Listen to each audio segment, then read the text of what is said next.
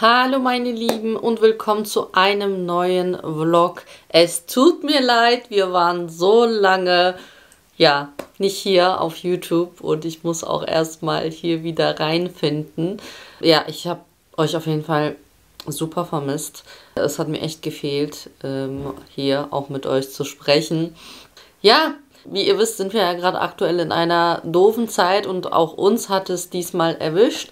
Wir haben uns ja mit dem Coronavirus infiziert und waren alle 10 Corona-positiv und in Quarantäne und so weiter.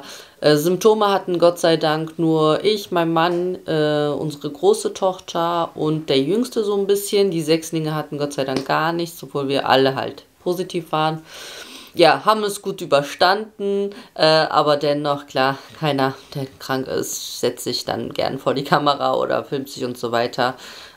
Deswegen, ja, doch eine Weile off und dann auch, ja, ich sag mal so, wenn ich so nicht motiviert bin, keine Lust habe und was oft in dieser winterlichen, dunklen, depressiven Phasenzeit, die wir, glaube ich, alle kennen, tue ich mich auch ein bisschen schwer, mich zu motivieren und ja, ich muss halt einfach gute Laune haben, um zu vloggen und die war nicht vorhanden. So, aber es geht jetzt bergauf, wir sind auch schon jetzt eben seit, warte, was ist denn heute? Heute ist der 8. Übrigens mein Geburtstag. Ich bin jetzt offiziell, soll ich das verraten? Ich glaube, in dem Alter verratet man das Alter nicht. Wollt ihr es schätzen in den Kommentaren? Ihr könnt es ja mal schätzen. Schätzt mich nicht so alt. Spaß. Nee, ich bin 38 geworden. Ja, ich gehe zu auf die 40. Wow, wie die Zeit doch rennt. Dabei dachte ich letztens, ich bin noch 28. Aber nein, nein, diese Zeiten sind vorbei. Ja, und wir sind jetzt auch ganz fleißig seit ein paar Tagen. Mein Mann streicht hier und da in der Wohnung. Da waren ja echt noch ein paar Stellen. Gerade auch so in der Küche, der hat mir wir werden ja im April, sind es 4 Jahre, die wir jetzt hier im Haus wohnen. Also jetzt knapp über 3,5 Jahren. Später hat er mir erst die Leisten in der Küche unten ran gemacht. Und jetzt bin ich die ganze Zeit ihn auch so, ne, weil wir erstmal alle so low, ne, krank, kaputt, erschöpft und so weiter. Und jetzt sind wir gerade wieder so. Und jetzt machen wir zu Hause was und so. Ich sag erst immer am Streichen, so immer wenn die Kinder ins Bett gehen, wenn die dann schlafen, dann fängt er an zu streichen, damit dann auch keiner da aus Versehen rankommt und so und das über Nacht in Ruhe trocknen kann. Und ich mache auch so ein bisschen, ich muss jetzt meine ganze Hausarbeit nachholen, die ich jetzt versäumt habe während der Krankheitsphase. Ja, ein bisschen auch so Vorbereitung. Zimmer, es tut mir auch wirklich leid für die, die sich gewundert haben. Das Zimmer der Mädels ist noch nicht ganz fertig. Und ich habe es auch in den letzten Vlog nicht eingebaut, das Update, weil ich dachte mir, ich mache einfach doch komplettes, nochmal ein separates Video dazu, damit ihr nochmal so den Anfang seht, wie denn das Zimmer komplett vorher aussah und dann die kleinen restlichen Dinge, die wir dann gemacht haben und das wirklich so ein schönes Makeover-Video ist, gibt es dann, ich hoffe, nächsten Sonntag. Ich muss halt schauen, weil wir haben nächste Woche auch noch 2 Drehtage fürs Fernsehen. Das sind jetzt erstmal Probedrehtage für ein neues Fernsehformat. Und für die, die sich fragen, was denn aus den Dreharbeiten zu letztes Jahr im Sommer, die wir hatten, das ist ja für Vox, das soll angeblich, es sollte eigentlich im Herbst ausgestrahlt werden, das war meine letzte Info. Und jetzt habe ich die Info bekommen, es soll wohl im Januar kommen. Also haltet die Augen offen auf Vox, es wird ja bestimmt angekündigt, es werden 3 Folgen sein, weil da waren ja mehrere Familien dort und ja, sobald ich dann nochmal mehr Infos habe oder so, werde ich das auf jeden Fall teilen, auf jeden Fall dann folgt mir auch auf Instagram, wenn ihr das noch nicht tut, da werde ich das auf jeden Fall rechtzeitig auch nochmal Bescheid geben. Und ja, ich hoffe, ich nehme mich ein bisschen vielleicht heute, morgen oder so ein bisschen mal mit in den Alltag und dann, ja, weil ansonsten ist nicht so, ich bin froh, dass die Kinder wieder in der Schule sind, weil ich bin halt so wirklich so aus diesem Rhythmus raus. Ich bin wirklich eigentlich ein produktiver Mensch, der früh aufsteht, alles erledigt und dieser Rhythmus, dadurch, dass die Kinder nicht zur Schule gegangen sind, ist dieser Rhythmus kaputt gegangen. Ich weiß nicht, ob ihr das kennt, aber ich richte mich halt immer nach diesem Rhythmus, die Kinder gehen zur Schule und dann sind sie raus und ich kann in der Zeit alles in Ruhe machen, meine Hausarbeit und so weiter. Und das war halt einfach nicht. Und wir haben alle geschlafen bis 10, 11 Uhr und so. Und bis du dann in die Gänge kommst und es ist Winterzeit, um 15:30, 16 Uhr ist es schon dunkel. Und deswegen, da muss man echt aufpassen, weil da geht man ganz schnell so in die depressive Phase, sagen wir es mal so. Ich nehme jetzt wieder auch mein Vitamin D ganz fleißig, weil ich habe ja eh einen Vitamin D-Mangel und das merke ich im Winter, dann wird es nochmal bemerkbar. Und jetzt rede ich, aber eigentlich habe ich sehr viel Redebedarf gerade, ne, weil wir uns auch lange nicht gesehen und gehört haben. Ich hoffe, euch geht's gut und ihr seid gesund und übersteht diese wirklich doofe Zeit aktuell gesund und ja, ich hoffe, irgendwann geht's bergauf. Irgendwie hatte man schon die Hoffnung, na, jetzt ist es schon das 2. Jahr und es ist wirklich nicht einfach. Ich kann von mir aus sagen, Gott sei Dank, dass ich schon ein bisschen ältere Kinder habe, die diese Zeit ein bisschen auch besser verstehen. Mir tun da aktuell auch so jüngere Kinder noch ein bisschen mehr leid. Ich hoffe, euch geht's gut. Schreibt mir mal gerne in die Kommentare, was ihr so macht, um euch zu motivieren und was euch so gut tut. Das würde mich mal interessieren, dass wir uns gegenseitig ein bisschen stärken und motivieren, anstatt dass die Leute, ich weiß nicht, ich habe eher das Gefühl, dass gerade die Menschen sich gegenseitig viel schlimmer fertig machen als die Krankheit an sich, ja. Ist wirklich, wir haben nicht schöne Zeiten, von daher sollten wir da wirklich ein bisschen mehr auf uns achten und uns gegenseitig eher unterstützen und uns Mut machen, doofe Zeiten zu überstehen, gemeinsam als, ja, immer diese andere Negativität, die es halt leider auch gibt. Aber nun gut, ja. Schauen wir mal.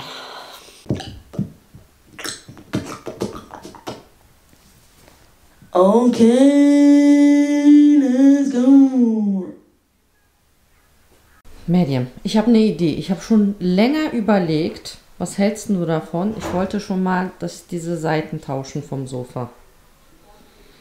Das muss doch abgebaut werden. Ja, muss Papa abbauen, ja. Nein, warum? Weil es zu viel Arbeit ist? Ja, aber warum? Das macht ja keinen Sinn. Na, ich wollte eigentlich mal, dass dieses kurze hier ist. Dann ist es halt hier immer so einfacher zum Rüberlaufen. Ja, einfach mal was anderes. Dann ist halt hier die längere Seite. Ist halt nur dieses Teil mit dem Hocker. Das Problem ist, als wir die Couch damals erstellt haben, war die auf der Seite. Das heißt, die hat in diese Richtung da drüben gezeigt. Also da war der Fernseher. Hikmet, gut, dass du da bist. Ja. Hast du Lust, die Couch-Seiten auseinanderzubauen, dass wir die wechseln? Die Seiten? Ich habe vor 2 Tagen daran gesagt. Echt? Um uns ja vor dem Wind zu schützen, dass wir das wieder darüber machen. Aber ich meine halt nur diese Seiten wechseln. Welche Seite? Naja, dieses lange mit dem Rückenteil hier und das Rekamier auf die Seite. Naja, das Rückenteil da drüben. Genau, ja. Wollen wir machen? Komm, lass mal machen. Ich will mal wieder was Neues. Ja, wie gesagt, als ich die Couch geplant habe, war die nämlich auf dieser Seite hier und der Fernseher war da lang. Das war mein Fehler, weil ich danach umgewendet habe, weil ich finde halt, hier ist eher dieser Wohnzimmerbereich und da ist halt der Essbereich.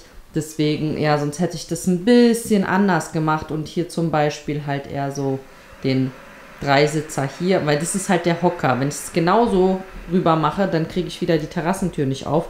Wir schauen mal. Wir versuchen mal. Aber ich finde es ist halt immer ein bisschen so nervig, dass man halt hier, weil hier ist auch noch diese Eckwand, dass man hier immer so rumlaufen muss. Das nervt mich langsam. Deswegen, ja, das Teil ist auch so ein bisschen kaputt. Ich sag, gucken, können wir vielleicht woanders hinstellen. Okay, macht dir einen Kaffee und ich mach schon mal Kissen runter. Kann ich auch gleichzeitig die Couch wieder absaugen.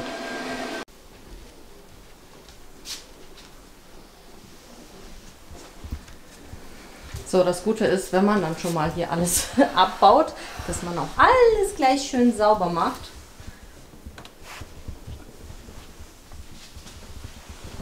Das ist nämlich praktisch.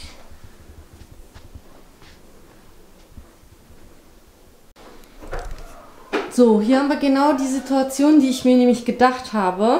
Wenn ich das so mache, mit dem Hocker, dann muss ich halt so weit, damit ich noch die Terrassentür aufkriege.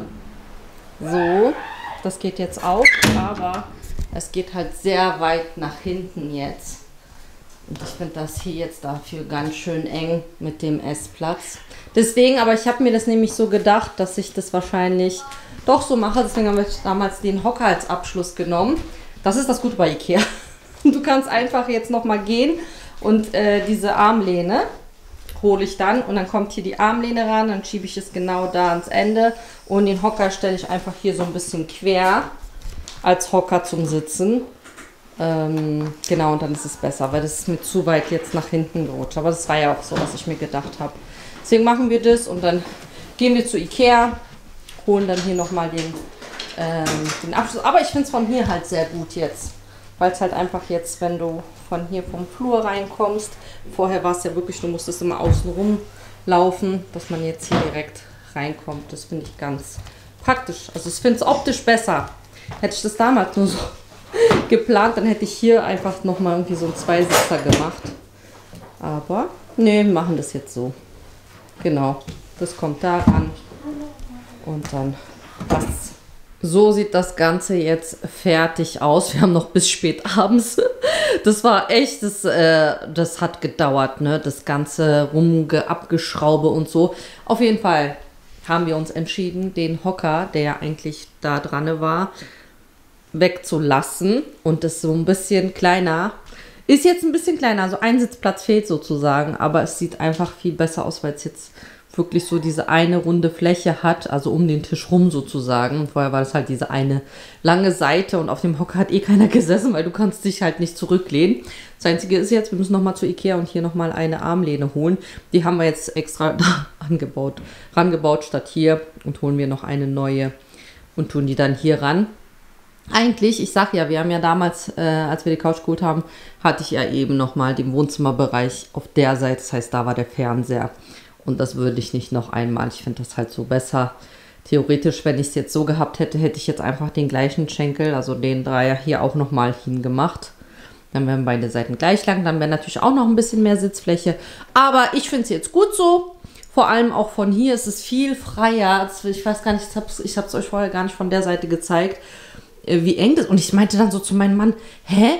Die Seite ist doch gleich lang. Warum sieht denn das so aus, als wenn die Couch viel kürzer wäre? Und dann hat es erst bei mir Klick gemacht, dass dadurch, dass ja da diese Kissen und diese Rückwand hier nicht da sind, wirkt es halt hier viel freier. Weil vorher war es halt so, es war halt wirklich eng, dass man um die Couch rumkommt, weil ja hier auch nochmal diese Wand um die Ecke geht. Das war so der Grund. Aber ja, wie gesagt, das finde ich jetzt ganz gut. Und der einen Hocker habe ich bei den Jungs hingetan, weil die haben keine Sitzecke hier. Genau, jetzt haben die hier so eine kleine Sitzecke zum Lesen. Das passt ganz gut. Das Bett lässt sich trotzdem noch ausziehen. Finde ich ganz gut, weil ich habe oft gesehen, dass immer einer da auf dem Teppich sitzt und so weiter. Deswegen finde ich das jetzt ganz gut so. Kann man so lassen. Oh. Ja, mein Mann ist aktuell fleißig. Nach 3,5 Jahren, also im April sind es 4 Jahre, dass wir hier wohnen. Und glaubt ihr es mir, diese Leisten waren immer noch nicht dran. Ne? Nach 3,5 Jahren waren diese Leisten immer noch nicht dran. Die sind jetzt endlich dran. Ja, und jetzt macht er auch noch die restlichen Malerarbeiten seit ein paar Tagen, immer wenn die Kinder im Bett sind. Hier hat er gestern schon gestrichen, die Seite ist noch dran. Da hat nämlich der zweite Anstrich gefehlt, als wir eingezogen sind. Da sieht man noch die Rehgipswand drunter scheinen. Da kommt jetzt der zweite Anstrich. Der hat schon den Flur, den ganzen Treppenaufgang gemacht und so. Jetzt ist nur noch das. Und hier ein paar Stellen im Wohnzimmer nochmal zu korrigieren, weil wir haben ja hier Wolverine im Haus. Wenn man das jetzt sieht, ja, hier, das war Wolverine, unsere Katzen. Ich weiß nicht, das einmal, wer war denn das, Luna oder Blackie? Ich glaube, Blackie. Ich weiß nicht, was der hier gemacht hat, dass er hier so hochgesprungen ist. Auf jeden Fall, ja, streichen wir auch gleich schon auch mal diese Wand und so ein bisschen, wo eben gerade was nötig ist, ein bisschen was zu machen. Hier fehlt nur noch ein Stück Leiste. Also sind so jetzt Kleinigkeiten, so, die wir jetzt endlich mal zu Ende bringen. Und da bin ich echt so. Falls ihr euch fragt, in der Wohnung, ich habe hier unten im Wohnzimmer, in den Fluren, Schlafzimmer, ich habe überall statt weiß, Moment, mal fokussieren, haben wir überall cremeweiß. Also wenn ihr euch fragt, was das für eine Farbe ist, ich habe hier im ganzen Haus, außer jetzt so die Kinderzimmer und so, ist überall cremeweiß. Ich finde es halt so eine schöne, so jetzt, es ist halt so ein schönes, es ist halt kein Weiß, es ist halt wie gesagt cremeweiß, ja, und das macht so eine schöne schöne Wärme, finde ich. Dass es halt nicht kühl ist, sondern so einfach so eine bisschen wärmliche Farbe. Ich finde, das ist so ähnlich wie eben die Fronten. Die sind ja auch, die nennen sich aber, glaube ich, bei Ikea Elfenbeinweiß oder so, ne? Aber, ja, Cremeweiß, für die es vielleicht interessiert. Und dann, das wird dann... Machst du das mit Silikon mal endlich fest? Ich meine, da fest geht zwar keiner ran, das Brett hat bis jetzt da immer so gehalten hier, aber wenn du das mal festmachst mit Silikon, war auch nicht schlecht.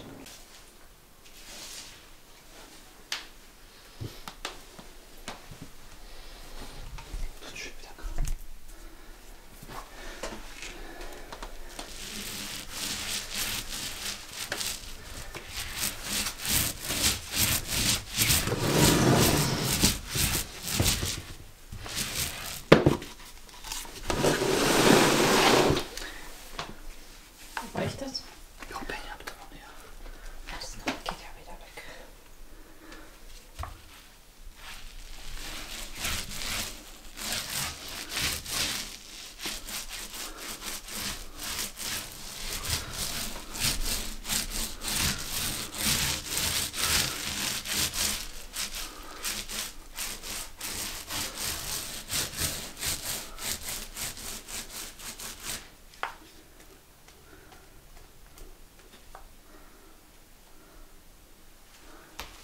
Zweiter Tag.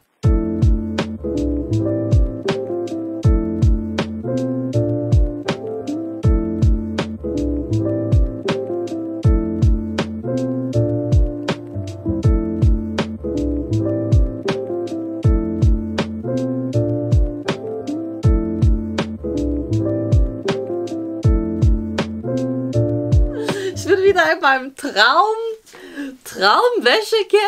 Ach, ich hasse es hier. Ich bin ja sehr gerne Hausfrau, ne? Aber ich brauche dieses... Ach, wenn wir irgendwann ein Eigenhaus haben, ja, unser eigenes, dann will ich so einen schönen Waschraum, wo, wenn ich runterkomme, schöne Wände, helle Wände, schöner, sauberer Boden, schönes Organisationssystem. Das ist mein Traum. Hier in diesem Keller. Ich hasse es, hier runterzukommen und Wäsche zu machen. Aber was muss, das muss. Es war letztens wieder so ein Berg. Ich meine, Gott sei Dank, dass ich 2 Waschmaschinen und 2 Trockner habe und trotzdem noch Sachen aufhänge. Sonst würde ich das nicht schaffen. Also der Berg, ich zeige euch mal ein Foto. Der Berg das war vor 3, 4 Tagen war dieser Berg so. Und diesen Berg habe ich geschafft. Also dank so vieler Waschmaschinen. Aber ich sag's euch, es macht keinen Spaß. Das macht keinen Spaß hier. Ich muss außerdem irgendwie ein anderes, hatten mir auch schon viele gesagt, ich muss ein bisschen anderes System hier reinbringen. Weil die Mädels haben oben einen Wäschekorb. Die Jungs bringen einfach alles immer hier runter, schmeißen einfach alles auf den Boden. Das ist so ein bisschen durcheinander. Ich muss irgendwie so ein bisschen ein System bringen, wo die Kids selber schon sortieren, die Wäsche.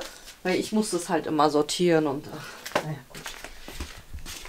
Zum Glück, immerhin, die Kinder legen ja ihre Sachen zusammen. Ich mache denen ja die Körbe fertig. Ich sage, das sind die Klamotten von den Mädels, das sind die Klamotten von den Jungs. Ich gebe denen die Körbe und die legen die Sachen zusammen. Also was ich halt nicht machen muss, ist deren Sachen zusammenlegen. Das machen die selber. Gott sei Dank, immerhin. Immerhin. Aber so langsam, Medium, guck auch du zu. So langsam musst du lernen, welche Programme, wie man Wäsche anmacht, ne? Ich meine, an würdest du es kriegen, aber... Weißt du denn, Medium, sie steht hinter die Kamera, wie viel Grad du weiße Wäsche wäschst? Nee, sagen wir mal, wie viel Grad die schwarze Wäsche? 40. 40? Ja, ist richtig. Ja, eure so 40. Ich mache so teils, ich sortiere auch immer so meine und Papas Sachen. Das ein bisschen mache ich manche auf Feinwäsche, 30 Grad. Ansonsten 40, genau, Buntwäsche. 60. Nein. Nein, Spaß. Ist so 30? Ja, Auch auf 30 oder 40, ja. genau. So normal mache ich 40. Vielleicht macht ihr es ja anders. Ihr könnt ja schreiben, wenn ihr anders wäscht als ich. Dann Handtücher und Bettwäsche. 60. Ja, das weißt du. Okay. Ach, hier ist ja gar nicht so viel drin.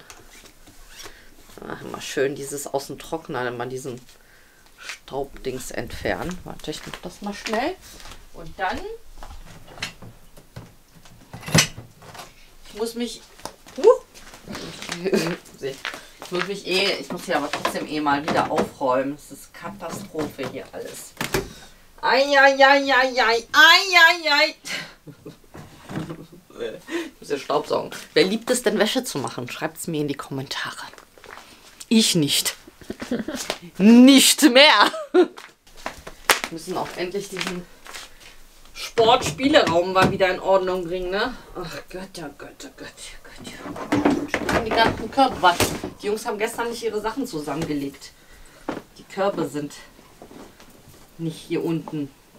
So. Die aussortieren. Naja, ich mach mal. Das brauchen wir jetzt nicht 3 Stunden zu filmen. Ihr seht, es ist aufhängen. Da ist jetzt Wäsche drin. Da kommt das einen teilweise in den Trockner, teilweise hänge ich es auf. Und dann neue Wäsche an. Und das war's dann. Dann geht's weiter im Programm.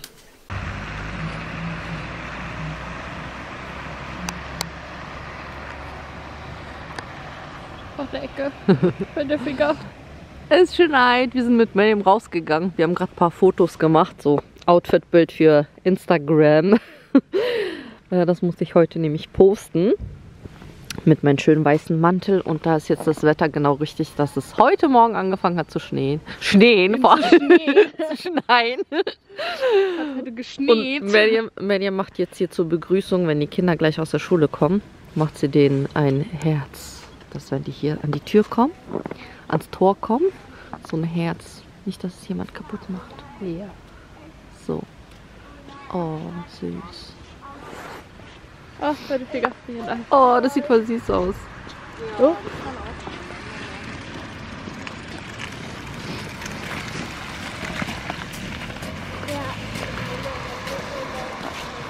Ja, Handschuhe werden angebracht, oder? Sieht man aber noch, dass es ein Herz ist? Ja. Okay. Oh, meine Armfinger. Okay, süß. Ja, die Hände sind schon ganz rot. Handschuhe. Ja, aber schön Schnee. Ich hoffe, dass wir einen schönen Winter haben dieses Jahr, wo auch mal Schnee liegen bleibt. Weil meistens hat man immer nicht lange was davon und das ist schade. Ne? Ich will mein Pyjama aus. Ja, mehr dir zu fotografieren. Aber du hast eine warme Jacke an. Ja. Aber die Hose ist nicht ideal. Huch! Ich will so dieses Dings-Video machen, wie so Dings. Lauf gegen Berg. Oh, dieses Geräusch. Oh, das ist so satisfying. Miriam, komm. Hört sich fast so an wie meine Knie. Hä? Hast du gerade geleuchtet?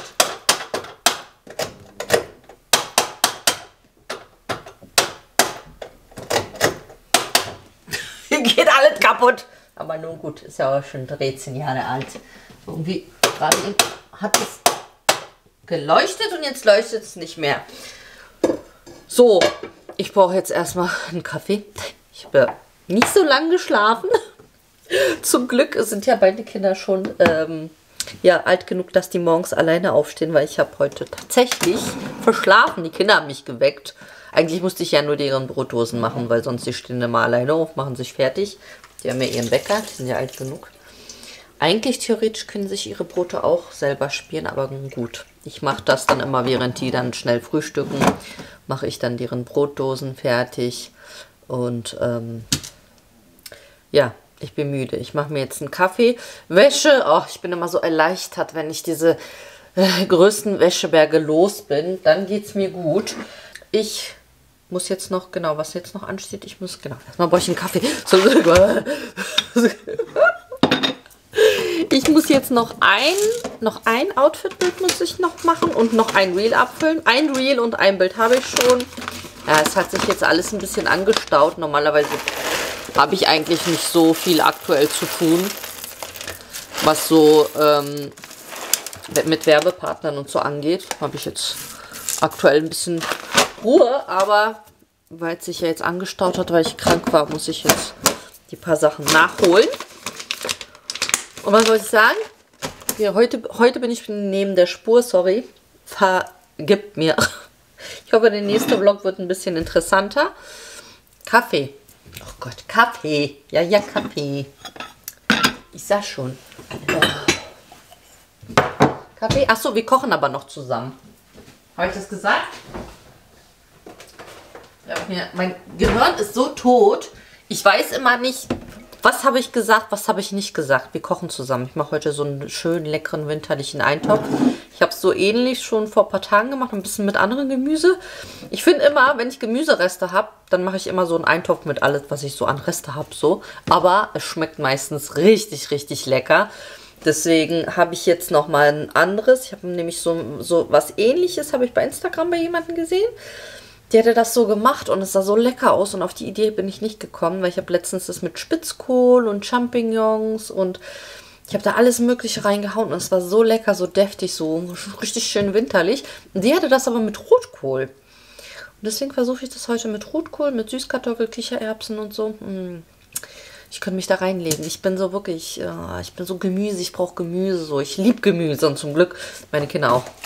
Aber ey, falls ihr keine Kuhmilch benutzt und ihr sucht die perfekte Alternative, ist jetzt keine Werbung, sondern Privatwerbung, Werbung in Eigeninitiative. Wer Milchersatz sucht, ist diese Alpro. Ist bis jetzt, ich habe ja schon viele getestet. Ich benutze, wenn ich so Porridge und so mache, mache ich sehr, sehr gerne Mandelmilch. Die Kids essen auch zum Müsli und so gerne Mandelmilch oder Hafermilch. Ich habe auch immer Mandelmilch so in mein Porridge und so weiter, in solchen Sachen gegessen, aber für Kaffee immer Hafermilch. Und ja, dann kam ja diese Alpro Not Milk und die ist aber 1:1 wie Milch. Also, und warte, wann ist die im Angebot? Ja, was kommt? Wann war denn das Angebot? Donnerstag, 9.12. Oh nein, heute! Oh, ich sag ihm schnell. Heute war die Alpro nämlich, die ist normalerweise 1,99 und die ist gerade heute, ab heute, 1,29. Ey, das ist aber 1,29 statt 1,99. Das ist nicht wenig, meine Lieben. Das ist nicht wenig. Wo ist er denn? Wo habe ich den? Den habe ich lange nicht mal angerufen, den Mann. So. Der soll das mal kaufen. Was war denn das? Kaufland? Ja. Wie macht ihr Einkaufsliste bei eurem Mann? Der sagt noch, ich soll Foto ihm schicken. Ja. Das ist, ohne Foto geht nichts. Ohne Foto geht nichts. Warte mal, aber dass er weiß, dass es die blaue ist. Warte, ich kann ja da zeichnen. Hier. Jetzt machen wir die weg. Das soll nicht die sein. Sondern wir wollen die hier. So. Okay, das sollte er doch verstehen, oder? Warte mal. Ist da mal hier fokussiert auf das Handy. So. Ich glaube, das sollte er verstehen, oder? Wenn ich ihm das so schicke. Seht ihr? Gut, dass mir eingefallen ist. Beim Kaffee machen. Immer Angebote. Immer Angebote abchecken. Aber jetzt mache ich mir Kaffee. Dann mache ich schnell noch den letzten Reel und das letzte Foto. Und dann kochen wir zusammen den leckeren Eintopf. So. Und dann ist für heute Feierabend. Morgen, was steht denn morgen an? Weiß ich nicht. Aber ich muss hier ein bisschen aufräumen. Und meinen Kaffee machen, wie gesagt. Ein bisschen sauber machen. Huch. Hier noch ein bisschen was von gestern. Ein bisschen Reis ist hier noch. Aber die Reste essen wir auch auf. Oh Mädchen, wenn die irgendwas hier bratet, die faule Socke, macht er nicht den Herd sauber. Okay, wir sehen uns später beim Kochen, weil jetzt mache ich die Kaffeemaschine an und das ist dann immer schön laut. Efendim. Sachen hier weg. Da hab ich doch. Diese Sachen? Ach so, ja. Brauchst du die noch? Nö, das, Kannst du das langsam hier aufräumen? alles Ordnung machen? Die noch streichen? Ja? heute. Heute? Ja? Wieder Nachtschicht? Super. Und dann müssen wir hier diese ganze Schuhchaos bewältigen. Wir müssen dann die Schuhe aussortieren, damit die da reinpassen. Okay. Alter. Ja.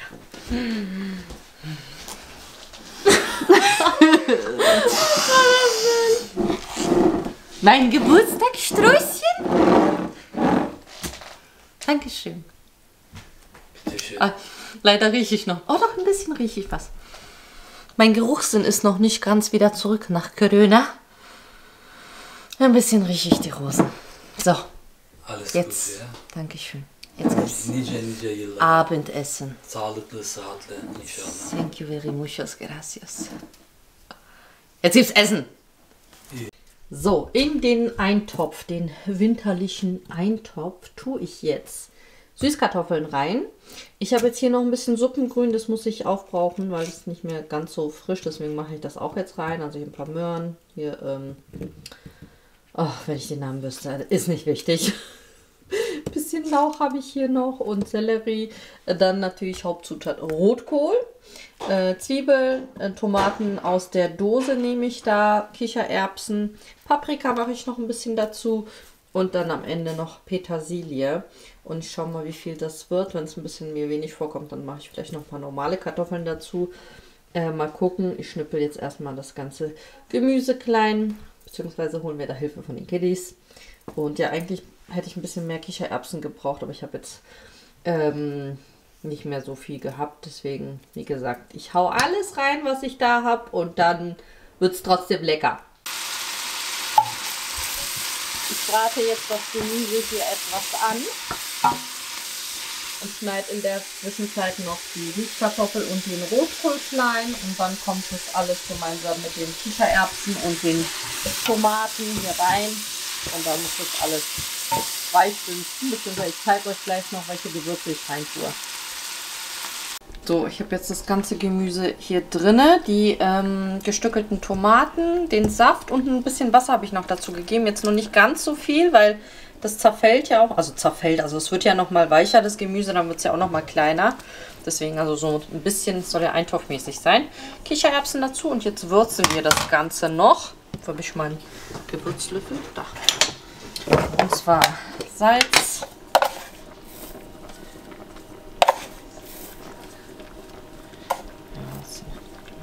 Menge. Gemüsebrühe, die ist auch ungesalzen, deswegen muss ich mehr salzen.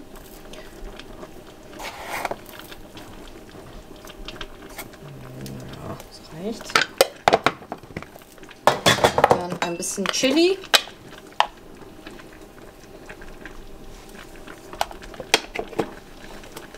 Und mein aktuelles Lieblingsgewürz, habt ihr wahrscheinlich schon öfters gesehen, ist das Ras El Hanout Gewürz.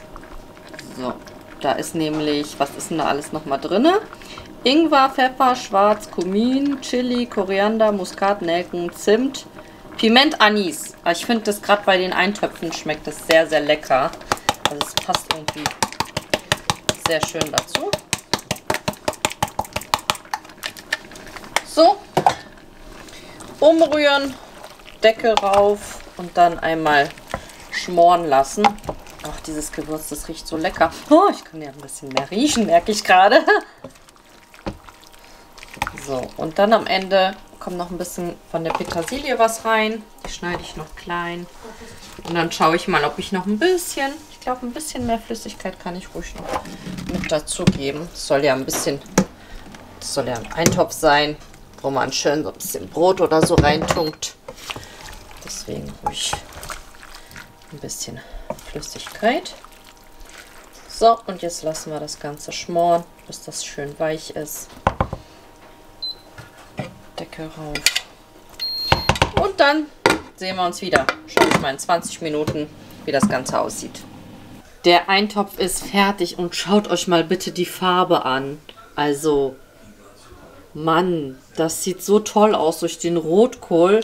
Habt das alles so eine schöne Farbe bekommen und ich habe schon abgeschmeckt, um mit den Würzen zu gucken. Es ist so lecker. Dieser Rotkohl gibt so einen leckeren, deftigen Geschmack. Oh, ich könnte mich da jetzt reinlegen. Boah, ich habe so Appetit. Guckt euch das mal an. Also die Farbe, ne? Ich meine, da ist so ein bisschen Tomate drin, aber das ist komplett durch den Rotkohl. Ich brauche eine Riesenschüssel davon. Wow.